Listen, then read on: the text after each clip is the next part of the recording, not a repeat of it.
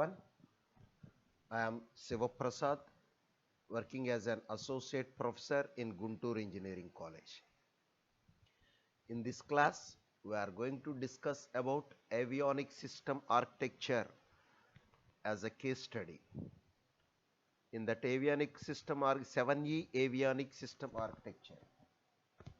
In the 7E avionics system architecture, we are considering architecture structure.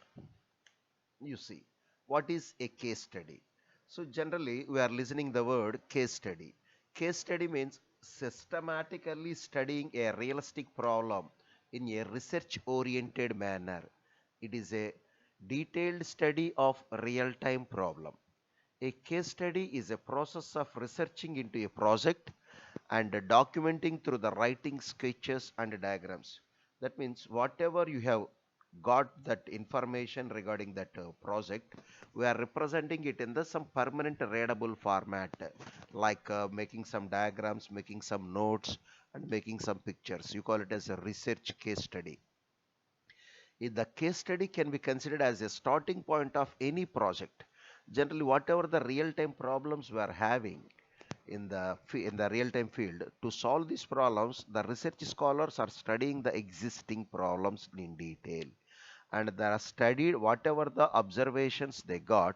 They represent in the form of PABA sketches, draw diagrams, etc., so that it helps the other researchers and other scientists to go for developments. So in this case, we are discussing the 7E case study. It is an avionic system. Avionic system. US Department of Defense and US Naval Air Base considers they have some problems in the automatic automatic weapon dropping war flights. So 7E is a war flight. You see, 7E Crosshair 2 is a single seat war flight.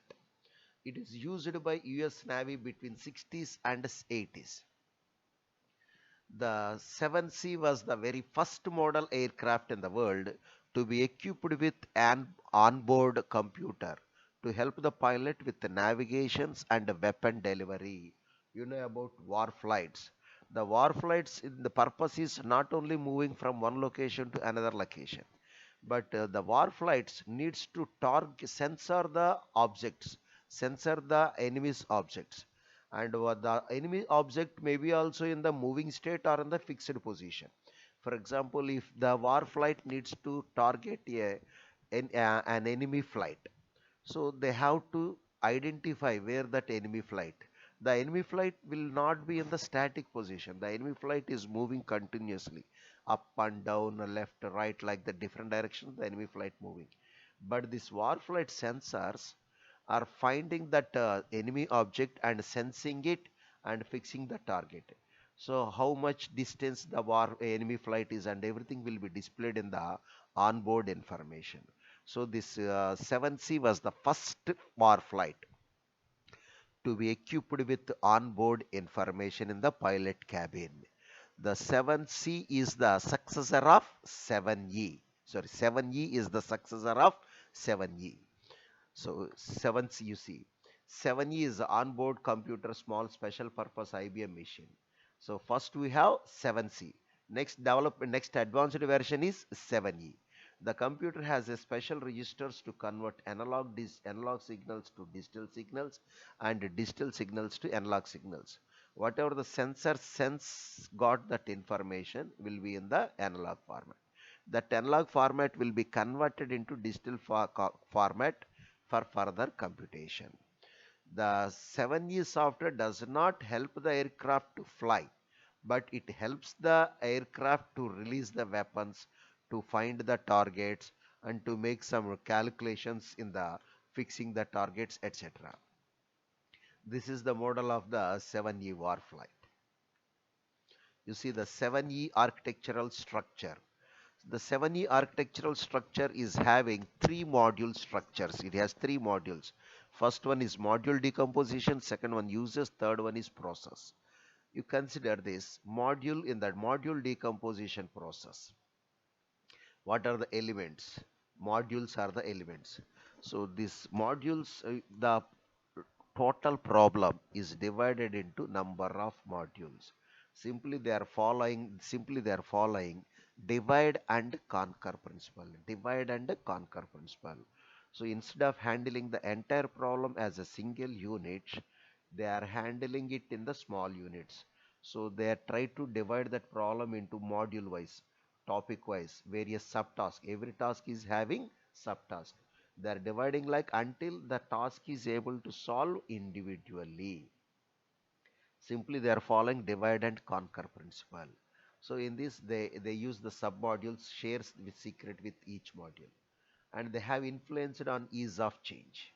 So if you are able now in your object oriented every object oriented programming like Java, C++, or whatever the Python, etc. We are using in the object oriented programming also we are using module structures. You know about classes, objects like that. We are using the module structures. So in this 7E architecture that was in the 1960s and 80s. In that 1960s and 80s, they have used these module structures, and they have used these procedures and this process. The main purpose of this decomposition is simplicity. So if the you know that module structure helps the simplicity, it increases the readability. Along with the simplicity, it gives the plat independency. The changes made in one module does not affect the other module. That means it avoids the side effects. It avoids the side effects. You know that changes made to one class will not disturb other class, or else the changes made to one function will not affect the other function. So you call it as independency, independent module. But these two modules are able to communicate with each other, but the changes made in one function will not make difference in another function.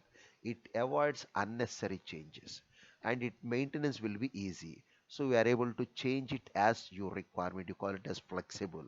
Information hiding, you know the class structure. Every class is having private members as well as public members.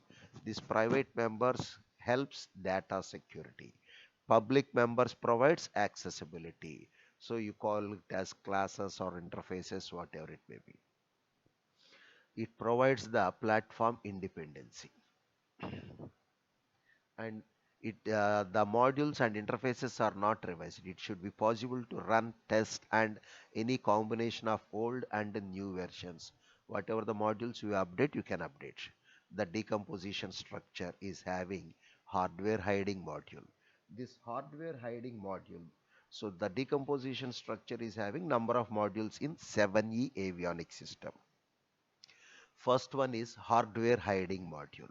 This hardware hiding module the hardware hiding module helps whatever the code you need to implement to change the hardware. For example, if we are using one component instead of another component with the same capability, but the new component is an advanced model, and the hardware settings may be changing. If you need to make some hardware changes in the hardware setting, the changes in the hardware setting code to be implemented in hardware hiding module. It is not possible to use the same hardware for longer periods. The technology changes, you need to change some hardware components. So we are using this, that code will be implemented in hardware hiding module. Next one is behavior hiding module.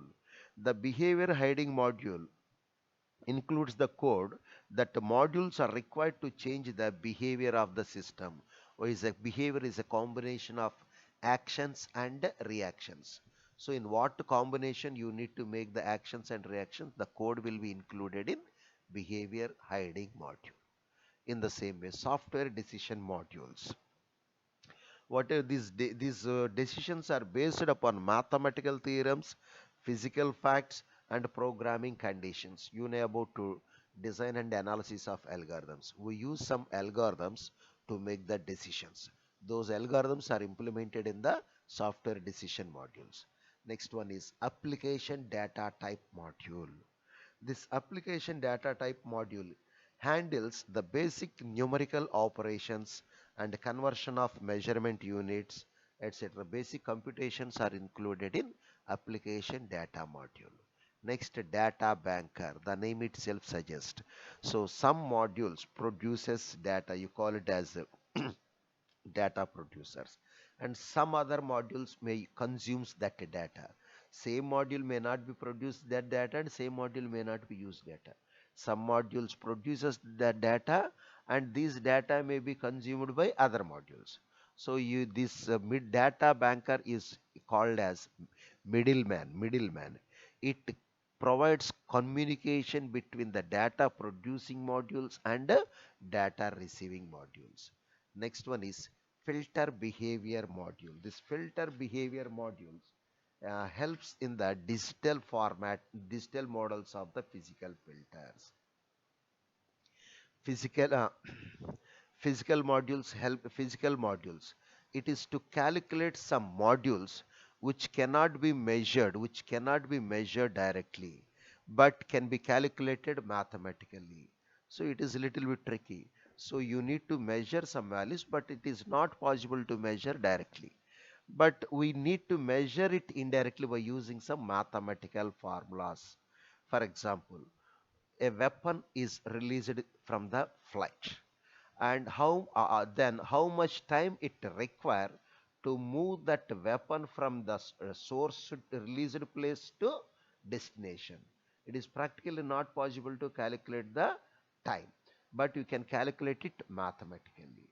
So whatever the values we cannot be calculated directly, but we can needs to be calculated, then the calculations performed through some mathematical functions or some algorithms.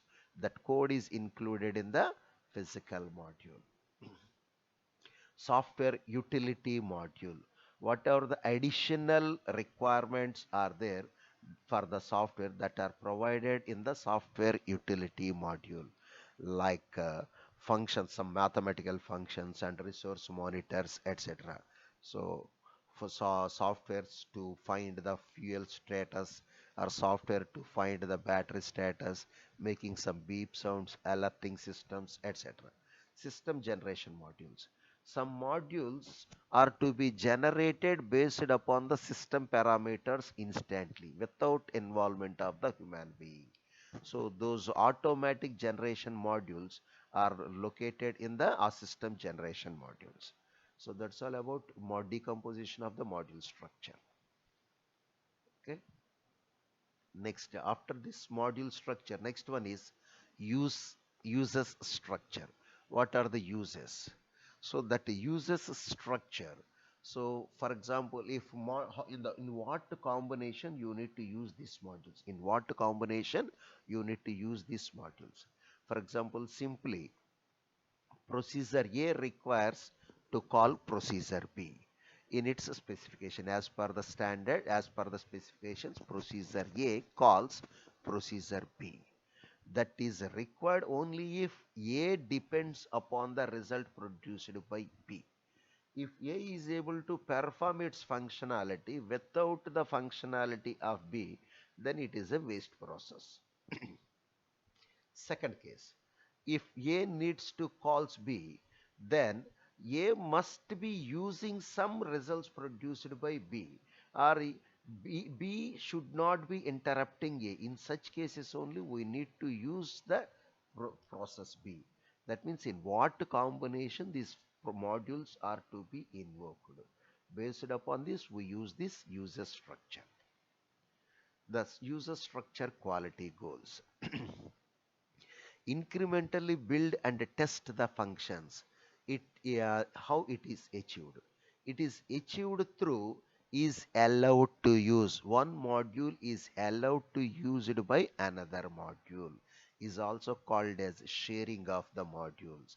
It is a structure program that limits the procedure each can use. One module can use another module result, or one module can use data produced by another module.